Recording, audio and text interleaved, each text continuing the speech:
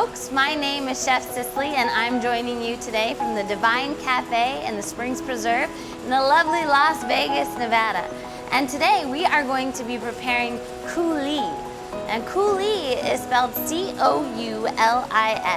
And it comes from the French word coulier, and before that the Latin word calaticus.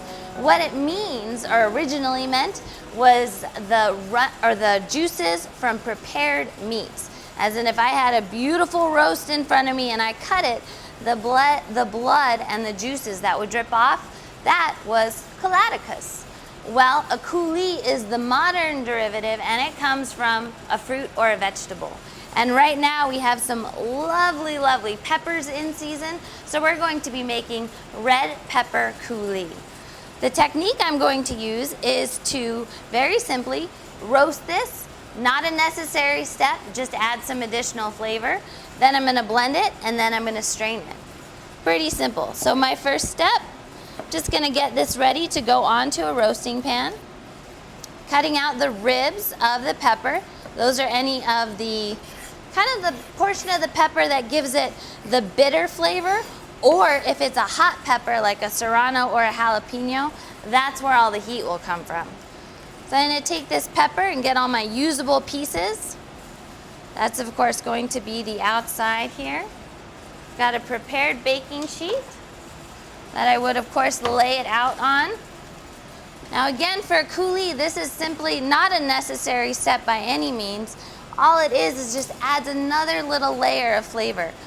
This would go into an oven to roast at about 275 to 325, pretty open-ended, just depending on how much time you have, for about 20 minutes or so, until what you get is something like this. So the peppers are of course nicely roasted out and blistered. These ones have already been peeled, had the skin pulled back. Now to make a coulis, what I would do is take all of these parts, they simply go into a blender.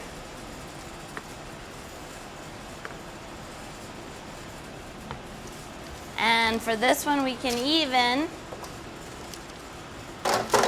put those fresh ones in there too, so we'll get a nice medley of flavors. What I'm gonna do is something called pulsing it, which means I'm just gonna go on and off, on, off, on, off, and let the blade spin, pull the food in, stop, let everything stop moving, then I'm gonna turn it on again. And just do that until everything is mixed to the amount that I want it to be. I've got an example here. Same thing, nice and blended up. And one of the things you'll see with that pulsing action is that the color doesn't change much. If the blade is whipping air into my mixture or it's heating it up, this would be a really bright pink color. And that's not ideal. I want that rich, deep red that matches my original bell pepper. So, with this coulis, in addition to just the peppers, I threw in a little bit of salt, a little bit of pepper, and then what I also did was a little bit of vinegar, or you could also use lemon juice. Just some form of an acid, and that will help it hold so that I can use it for more than just the immediate 3 days. There's one more thing I want to do with some amazing fresh produce right now, and that's kale. And this is a purple kale, and you can see it just got this brilliant color. One of the unique things about kale that makes it so actually very nutritious, but also unique in its textures, it's got a whole lot of fiber in it, and of course a lot of color. So with all that fiber, there's something very unique that I can do with it that will preserve its color and also allow me to take advantage of its seasonality. When a fruit or a vegetable is in season, there's a ton more of it because it's all ripe. However, who wants to eat kale breakfast, lunch, and dinner every single day for a month straight? I don't know if I can. So what I'm gonna do is prepare it in a way that's a little bit different, and it also allows it to hold a long time, just like that pepper coulis. And that is making a kale chip. So this is similar as well. I've just taken out those tough stems, I'm gonna spread them with nothing on them, rip them down to be all about the same size.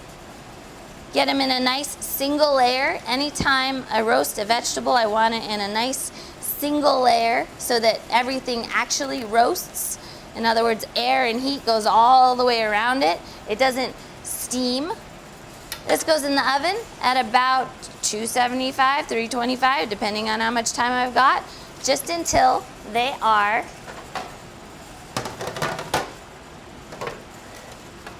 nice and crispy. So here I've got a few that are already done, and you'll see that the color holds just beautifully. And these are also very fun to eat, and they're crispy like a chip, hence kale chips. What I want to use them for is a garnish. So